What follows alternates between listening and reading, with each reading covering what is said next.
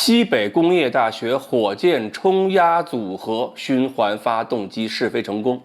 这个领域世界第一的位子美国可能真抢不到了。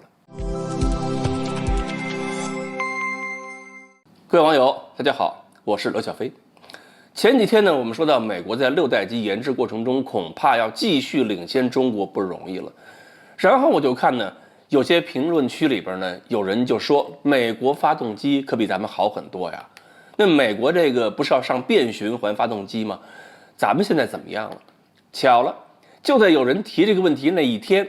西北工业大学直接硬核回答了这个问题。根据新闻报道，7月5日，由西北工业大学航天学院空天组合动力创新团队牵头研制的飞天1号火箭冲压组合动力在西北某基地成功发射。这个新闻的配图就很吸引人，因为大家一看就明白，那个火箭头部是一个明显的吸气式的高超音速飞行器特征，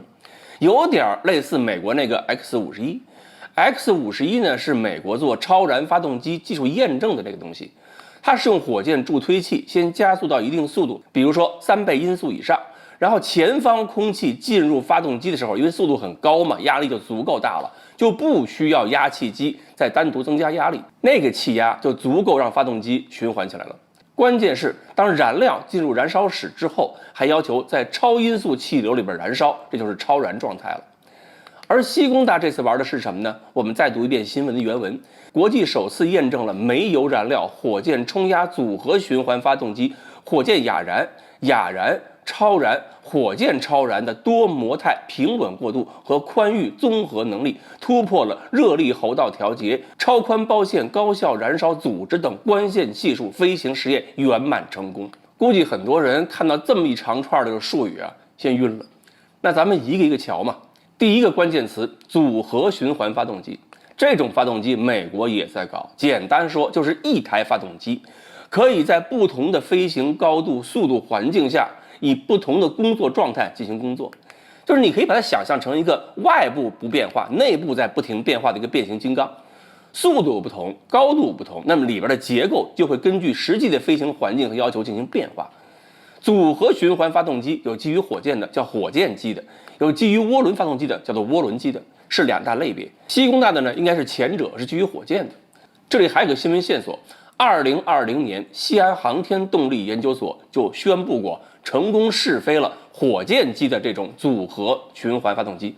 而西工大的实验呢，显然是在2020年实验基础上再进了一步，突破了热力喉道调节等关键技术。说形象点就是那个内部变形的水平比以前更高、更顺畅、更成熟了，并且火箭发射之后，应该是先到3马赫，形成了亚音速燃烧冲压发动机的一个循环工作状态，然后继续加速，估计到了5、6马赫以上，就实现了超音速燃烧的冲压发动机工作循环。然后如果再加速并且升高，到了大气层外围的话，空气稀薄，有可能还开启了纯火箭模式，那恐怕就是10马赫以上了。而2010年西安那个动力研究所发表的论文证明，当时研究团队的目标仅仅是2到7马赫，现在看来这个目标可能是已经被突破了。最后实验成果是多模态平稳过渡，意思就是不管在哪个速度、哪个高度，那里边的变形都工作很顺畅，这叫宽裕综合能力良好，飞行试验圆满成功。如果我们再翻译翻译，那就是可以说中国高超音速巡航导弹的动力妥了。由于这种动力装置能够在3马赫到10马赫之间的范围之内工作，飞行高度可以是大气层内，可以是低空，也可以是高空，所以要预测它的弹道并且拦截，比拦截一个火箭助推的滑翔弹那可就难多了。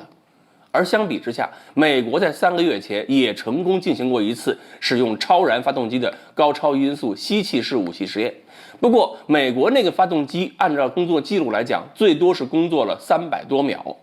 而2020年中国公布那次实验成绩就是600多秒。要知道，连续工作时间越长，可就意味着射程越高也许呢，过一段时间，美国也会公布某些新武器研制计划的时间表。那么就有可能要换美国网民质问了：超燃发动机这个领域跟中国比，咱们美国行吗？好，关于西北工业大学进行的实验到底是什么意思？今天呢，我们就大致的分析到这里。欢迎大家继续关注我们的栏目，我们下期再聊。